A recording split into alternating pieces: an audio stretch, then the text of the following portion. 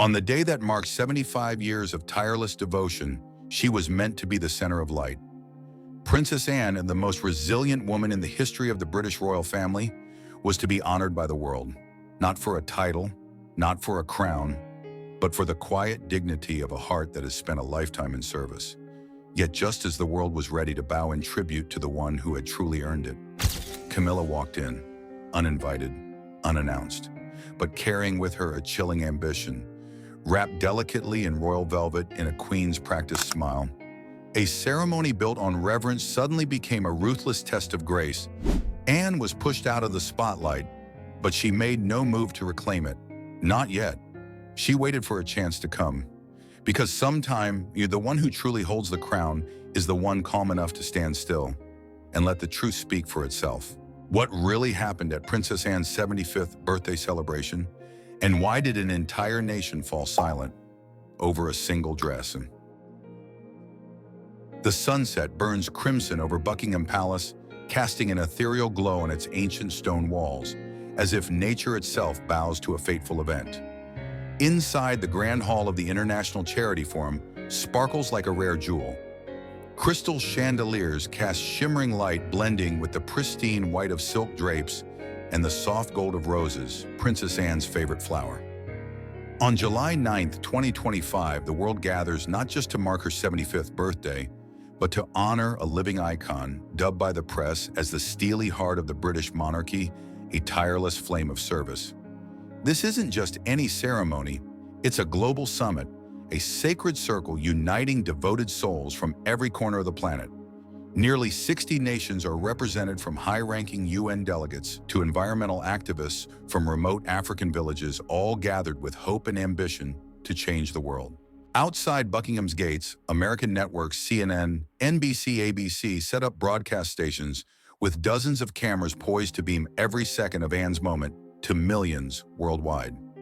Inside the hall, female leaders, from seasoned politicians to young women with fiery dreams, fill the seats, their eyes gleaming like stars, awaiting the princess's opening speech, a woman who has spent her life turning humanitarian dreams into reality. The hall is adorned with elegance, not extravagance. White silk ribbons float gently in the air, mingling with the faint scent of golden roses, creating a space both solemn and warm. On each table, engraved cards name international charities, a reminder that this event celebrates compassion, not ego. Delegates, from a child rights activist in South Sudan to a businesswoman funding education in India, whisper to each other, sharing stories of Anne, the woman who inspires not just with words, but with relentless action. A BBC journalist seated in the press section scribbles, "This is the moment Anne is more than a princess, she's a beacon of hope." But as the stage lights prepare to blaze, a storm brews in the shadows, cold and treacherous. In a small room just steps from the main hall, Queen Camilla stands before a monitor, her hands clasped tightly as if restraining a seething rage. Her eyes are sharp, capable of piercing through Buckingham's stone walls and into the hearts of her rivals. On the screen, Anne appears entering the hall to thunderous applause. Anne's smile is radiant yet regal, like a queen without a crown. The crowd rises, praises echoing endlessly, from icon of compassion to the worthiest heir of Queen Elizabeth II. Camilla grips her wine glass, her fingers pale from the force, the delicate crystal threatening to shatter. Her voice is low, almost a whisper, but each word cuts like a blade through the room's stillness. If this event succeeds, the press will call her the spiritual queen. She pauses, her eyes flashing with fury, a fire igniting in the dark. And me, still just a shadow in the public's eyes. Margaret Hale, Camilla's trusted advisor and longtime confidant, stands nearby, her silver hair tightly coiled, reflecting the dim light. Her voice is soft but cunning, like a snake gliding through grass, deliberate and full of intent. "Your Majesty, the public is easily swayed. They love the spotlight, the dazzling stories. One moment, one burst of stage light, and they'll forget who Anne is." Camilla doesn't respond immediately. Her lips press into a thin line, but her eyes shift from anger to a dangerous resolve, like a hunter spotting prey. Recently, King Charles, weakened by months of poor health, has entrusted most public duties to Anne, from wildlife conservation campaigns in Africa to programs aiding disadvantaged children in Eastern Europe. Anne, with her unwavering dedication, has become the face of royal compassion, gracing the front pages of newspapers, from the Times to the New York Times. International media began hailing her as Queen Elizabeth II's worthiest heir, a title that not only elevates Anne, but casts Camilla into the shadows where she's seen as the other woman of the past, a queen who never truly captured the public's heart. The comparison, though unspoken in her presence, is a wound that festers in Camilla's soul. Every article praising Anne, every accolade for the monarchy's steely heart feels like a dagger to her ambition, an ambition to be recognized, adored, and to stand in the spotlight as a true queen. But Camilla is not one to linger in the dark. In her mind, a bold, sharp, and risky plan takes shape, a plan not just to seize the stage, but to erase Anne's legacy on this monumental day, turning the princess's 75th birthday into Camilla's own triumph. She turns to Margaret, her voice icy but laden with purpose, like a declaration of war that needs no shouting. Prepare everything. I want this moment to be mine. Margaret nods, a subtle smile curling her lips, as if she's long awaited this command. Her eyes gleam with complicity, and in the room's dim light, her smile resembles that of someone holding a deadly secret. The storm has been ignited, and Buckingham, no matter how radiant, is about to become a battlefield of ambition and dignity, where light and shadow will clash in an unrelenting war. The clock strikes 7 p.m., its chime echoing through Buckingham Palace's Grand Hall like a symphony heralding a fateful drama.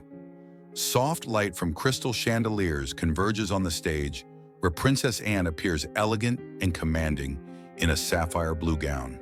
The color refined like a twilight sky, powerful like the deep ocean mirrors her essence.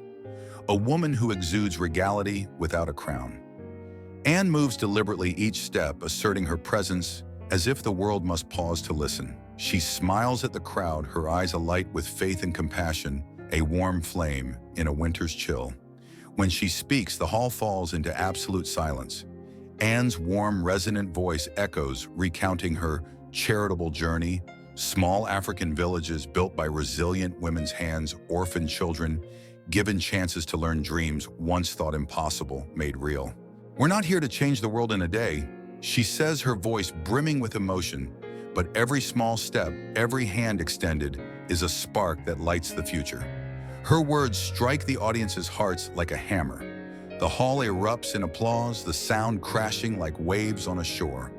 Female leaders, from UN representatives to young activists from South America, gaze at Anne with admiration. Some discreetly wipe tears moved by her simple yet powerful stories. An African environmental delegate in the front row whispers to a colleague, "She's not just a princess, she's the flag bearer of compassion." This is Anne's moment, when the world witnesses a woman who has devoted her life to service without craving the spotlight. But then, like a cold blade slicing through the air, the hall's grand doors burst open with a dramatic thud. Light floods in from the corridor, and a figure emerges, resplendent and proud, as if stepping from a classic royal portrait. Queen Camilla stands there, draped in a vintage purple velvet gown, the iconic dress Anne wore when hosting Princess Diana in 1985. With its intricate stitching and deep midnight hue, the dress was once a symbol of Anne's elegance and authority, a piece of royal history thought lost in Buckingham's secret archives. Now it lives again on Camilla, a silent but sharp proclamation, "I am the center." The crowd freezes as if time itself halts. Whispers ripple like waves from the front rows to the back of the hall. Reporters sensing a story swarm forward, camera flashes bursting, making Camilla the focal point of every gaze. CNN, BBC, and international outlets pivot their lenses to her, capturing every detail of the dress, every confident gesture. Within 15 minutes, social media explodes with sensational headlines like arrows aimed at the heart of the event. Camilla Shine's celebration becomes a royal reclamation queen. Camilla commands the stage in iconic gown. On stage, Anne's speech falters, her voice pausing like a note cut short. Her eyes lock on Camilla, her face betraying no emotion, but her gaze sharp as a blade capable of cutting through any facade. The hall, once steeped in emotion, now buzzes with confusion. Some guests exchange glances, unsure why Camilla appears at this precise moment in a dress tied to Anne's legacy. A UN delegate, Aisha Khalid, shakes her head, flipping through the event program, searching for an explanation. Camilla, with near-arrogant confidence, strides toward the stage, her heels clicking coldly on the wooden floor. The crowd stirs, scattered applause, breaking out not from enthusiasm, but awkwardness. Anne, sensing Camilla's entrance disrupts the event's solemnity, makes a swift decision. With her signature calm and dignity, she nods to the event coordinator, signaling a pause in her speech. She refuses to let a public confrontation overshadow the forum's purpose, honoring compassion and global unity. With a graceful gesture, she sets down the microphone, steps back to the wings, and cedes the stage to Camilla. Anne, pushed from the light, stands silently in the wings, her hands clasped tightly. But this is no sign of fear or surrender. Within her burns a fire of dignity, pride, and a woman who refuses to be diminished. Her eyes follow Camilla not with anger, but with a deadly calm, like a hunter biding her time. She turns to Emily, her loyal aide of 20 years, and speaks softly, her voice like ice, each word a bullet. She didn't come to celebrate, she came to replace. Emily, standing beside her, feels a chill from Anne's tone. She knows that beneath this calm lies a smoldering fire, not of rage, but of unyielding pride and dignity. Meanwhile, Camilla, unaware she's entered a dangerous battle, ascends the stage. An event staffer, flustered by her sudden arrival, fumbles the microphone, and Camilla seizes it like a warrior claiming a weapon. She smiles a sweet but calculated smile and speaks each word crafted to claim the spotlight. "It's my honor to join as queen in this journey of inspiring modern women." The hall falls into an awkward silence, as if the air has been sucked out. International guests exchange confused glances, struggling to understand the shift. Some American sponsors seated in the front whisper to Emily, their voices skeptical. "Is Camilla hosting? We thought this was Princess Anne's event." Camilla, basking in the stage lights, doesn't yet realize she's ignited a war she cannot win. And Anne, from the shadows of the wings, with her wisdom and resolve, is ready to strike back, not with words, but with actions that will echo across the world. In Buckingham Palace's opulent hall, the stage lights blaze like stars, but the atmosphere grows stifling, as if an invisible storm looms. Camilla, center stage, continues her speech, her voice sweet but sharp like a seasoned actress, holding a faltering play together. Every word is calculated, every gesture aimed at cementing her image as a commanding queen. But below, the crowd grows restless, though they clap politely, doubtful glances flicker through the rows.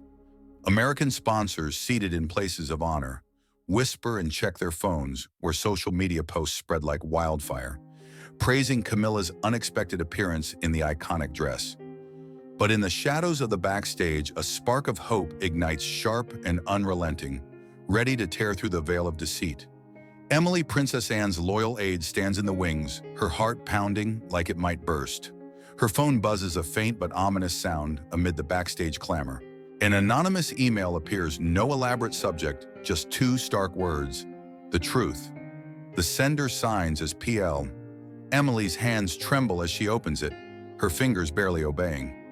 Attached is a video shot on a phone, low quality, the image blurry and shaky, but the audio crystal clear, chilling her to the core. She skims the first few seconds and her face pales, her eyes widening in shock. Without hesitation, she weaves through the backstage crowd, dodging speakers and cables, to find Anne, who stands silently in the dark, her sharp eyes tracking Camilla on stage. Princess Emily whispers, her voice trembling, but resolute, "You need to see this. Now." Anne turns, her gaze calm but icy like a general bracing for a decisive battle.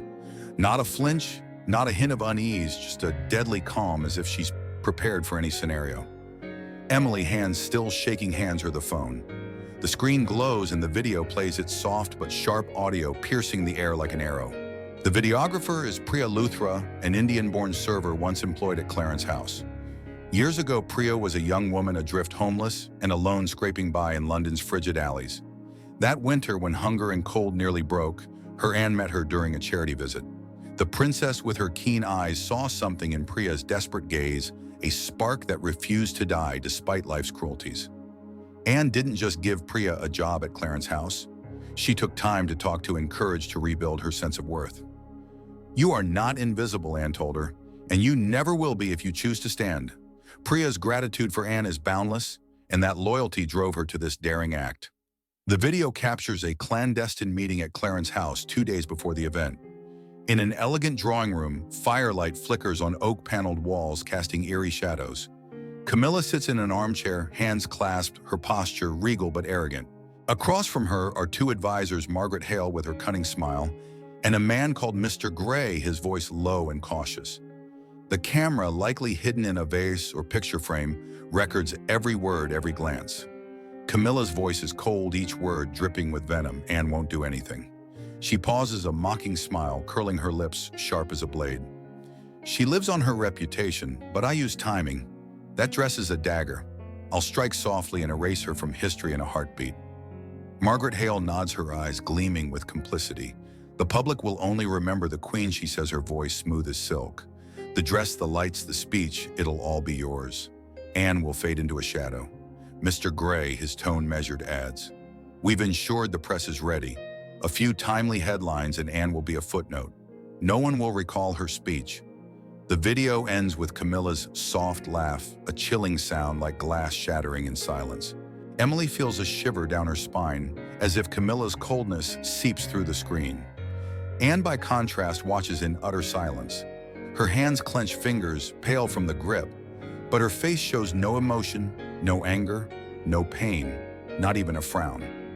Only her eyes, icy and resolute, gleam like a blade ready to cut through deception. She sets the phone down, her movement slow but deliberate. Turning to Emily, her voice is low but firm, like a declaration of war that needs no shouting. Emily, if she wields a knife, will use a mirror to reflect her true face. Let the world see who she really is. Emily nods, her heart swelling with resolve. She understands this isn't just a clash between two women, but a battle between dignity and ambition, truth and lies. Wasting no time, she rushes to the technical team, relaying Anne's orders with precision. "Ready the big screen," she tells the technician, her voice trembling but authoritative. "We're playing this video. Now." As Camilla continues her speech, her voice booming through the speakers, a counterstrike is set in motion, silent but as powerful as a tidal wave. Priya Luthra, from the margins of life, has become the spark of truth, and Anne, with her deadly calm, is ready to turn that spark into a blazing light, exposing the darkness of ambition and deceit. Camilla finishes her speech to sparse applause like scattered raindrops on a roof. The crowd, striving for politeness, can't hide their unease. Some exchange wordless glances, asking silently, "Whose event is this, Camilla's or Anne's?" American sponsors, in the front rows, flip through the event program seeking answers. Camilla, still on stage, flashes a proud smile, but a flicker of unease crosses her eyes.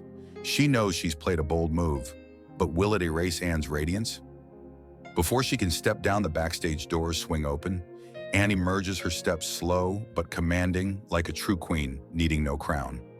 In her simple yet regal sapphire gown, she stands center stage, microphone in hand. The glaring lights bathe her, but it's not the lights that make her shine. It's her calm, unshakable dignity. The hall falls silent, every eye fixed on Anne. Camilla, at the stage's edge, instinctively clenches her fists, her smile freezing. Anne's voice rings out, warm but sharp, like a proclamation. "I don't enjoy being the last to speak." But when truth is obscured, the final word is the best place to unveil it. Her words are a stone dropped into a still pond, sending ripples through the hall. Guests hold their breath, sensing something monumental. A technician, following Emily's orders, activates the massive screen behind Anne. Then Priya Luthra's video begins to play, its audio, clear and piercing like a dagger through the air. Camilla's voice, cold and scheming, echoes to hundreds of international guests. "Anne won't do anything. That dress is a dagger. I'll erase her from history." Whispers swell like a wave. American journalists in the press section begin live streaming, their phones buzzing as headlines race online. A UN delegate, Aisha Khalid, in the front row, murmurs to a colleague, her voice heavy with disappointment, "I came to honor service, not personal ambition." Camilla, at the stage's edge, goes pale. Her hands tremble, the purple velvet gown, once her weapon, now a heavy armor, weighing her down, threatening to buckle her. Her face, once proud and confident, is now a shattered mask. Guards swiftly appear, escorting her from the hall under the crowd's disappointed and disdainful gazes. Some guests, unable to restrain themselves, rise and leave as if Camilla's presence has tainted the event's sanctity. Anne, still on stage, doesn't glance at Camilla. She doesn't need to. A faint smile graces her lips, not of triumph, but of someone who knows truth always finds its way. She resumes her speech as if nothing happened. But every word, every story of women overcoming adversity cuts like a blade through the exposed deceit. The hall, once confused, is drawn into Anne's words, the applause growing fervent, affirming that dignity's light will always outshine ambition's shadow. In that moment, Anne doesn't just reclaim the stage. She reclaims trust, respect, and her place not as a symbol of power, but of service. And Camilla, though gone, will face the cost of her deceit in a world with no room for masks. Within 24 hours, Buckingham Palace, once a symbol of grandeur, becomes the epicenter of a global media storm. Social media erupts like a volcano. Hashtags like Justice for Anne, royal manipulation, and Camilla sabotage, spreading at lightning speed, dominating platforms from X to Instagram. Clips of Priya Luthra's video exposing Camilla's cold plot are shared millions of times, sparking outrage and disillusionment. From London to New York, Nairobi to Tokyo, the public can't stop talking about the moment the Queen's mask was torn off before the world. CNN's Evening News runs a bold headline, sharp as a blade. Plot video rocks international charity forum. Camilla faces unprecedented image crisis. The BBC, typically reserved, dedicates an hour-long special to dissecting the collapse of Queen Camilla's image. Commentators, from royal historians to PR experts, call it an indelible stain on Camilla's reign. A veteran Guardian journalist writes, Camilla gambled on the spotlight, but instead of glory, she found only darkness. International humanitarian organizations, the forum's hard act swiftly. UNICEF, UK, UN Women, and the Global Fund issue statements, polite but cutting, withdrawing from any campaigns involving Camilla. UN Women's press release states Queen Camilla's actions are inconsistent with the humanitarian values and transparency we represent. The Global Fund, once a supporter of Camilla, declares tersely, "We stand with truth." These aren't just rejections. They're a public verdict on Camilla's ambition. As the world rages, Princess Anne chooses silence, a silence brimming with power, like a mountain unmoved by a storm. She holds no press conferences, grants no interviews, avoids fanning the flames. Instead, she sends a handwritten note on royal stationery to the forum's participating organizations. "Thank you for speaking out. We're here not for the spotlight, but for those who need help." The simple yet profound message, shared widely by charities, burns like a steady flame. The public, already admiring Anne, grows more reverent. A social media user writes, "Anne doesn't need to say much. Her dignity speaks loudest." The post garners thousands of likes, proof of integrity's power. Priya Luthra, the Indian woman who risked everything to share the fateful video, becomes a global focus. Her story, from a nameless figure surviving in poverty to a courageous whistleblower challenging power, spreads worldwide. Anne, with unwavering compassion, invites Priya to work at a charity she sponsors, aiding struggling women. On the job offer, Anne writes in blue ink, her handwriting graceful but firm. No one is small when they defend what's right. Priya, reading the note, weeps not from joy, but from being seen valued in a world that once turned its back on her. Meanwhile, Camilla vanishes from public view. No events, no statements, no photos. Rumors swirl, from tales of her hiding in a Scottish countryside estate to whispers she refuses to see even King Charles. No one knows where she is or what she thinks. But one thing is certain: the spotlight she craved, the one she sacrificed everything for, is gone. All that remains is a cold void where a queen's glory once stood. The International Charity Forum's closing ceremony unfolds in a solemn yet warm atmosphere, like morning sunlight after a stormy night. Buckingham Palace's Grand Hall, still adorned with white silk and golden roses, feels serene, as if all shadows have been banished. Female leaders from around the globe, from heads of humanitarian groups to young activists, fill the seats, their eyes shining with hope and respect. They've seen both the light and dark of this event, and now they're ready for its final moment, Princess Anne's moment. Anne steps on stage, simple yet commanding, in a silver-gray gown, its hue like a full moon, gentle but captivating. No lavish jewelry, no crown or ornate robe, just her presence, powerful and authentic, silencing the hall. She stands gazing at the crowd, her eyes burning with an unquenchable fire of service resolve, and a woman who has faced every challenge without needing to shout to be heard. Her voice rises strong yet emotional like a poem from the heart. Some use fabric to adorn, others to conceal. I choose to wear what reminds me of duty, not to be seen. The hall explodes in applause, not the polite claps of a ceremony, but a roar of empathy and deep admiration.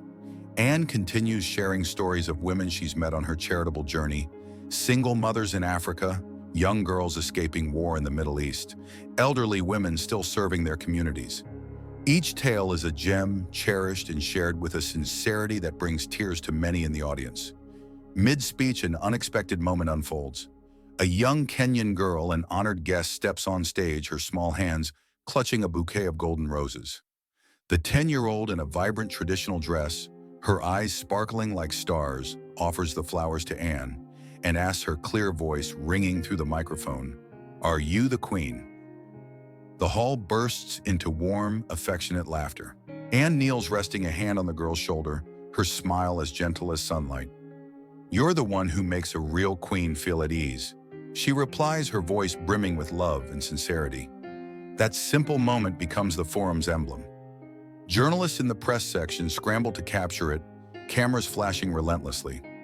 A CNN reporter later writes, "In a world of ambition and deceit, Anne reminded us that royalty lies not in titles, but in the heart." The forum closes with an announcement that brings the hall to its feet. Henceforth, the event will be renamed the Anne Summit, the unbreakable circle symbolizing the power of service, the unity of women worldwide, and Anne's indomitable spirit. In the months that follow, the Anne Summit becomes a beacon of hope, cited in UN speeches, global charity campaigns, and the hearts of millions. It's more than an event, it's a reminder that truth, though buried, always finds a way to shine. Camilla, after months in seclusion, reappears at a small London suburb event, but her former radiance is gone. She wears a plain dress, her smile forced, her eyes dodging cameras. The public, though not openly critical, grants her silence, a punishment harsher than words. In their whispers, one truth stands undeniable. Not everyone who takes the stage is the star. Only those who hold the light to the end are icons. Anne, meanwhile, continues her work quietly but tirelessly. She needs no title, no spotlight. For her, royalty isn't for show, it's a duty to bear. And in the hearts of those who witness this story, Anne remains a queen, not of a throne, but of dignity and compassion. How did Anne's quiet strength and compassion in this story touch your heart, and what lesson about true leadership will you carry forward?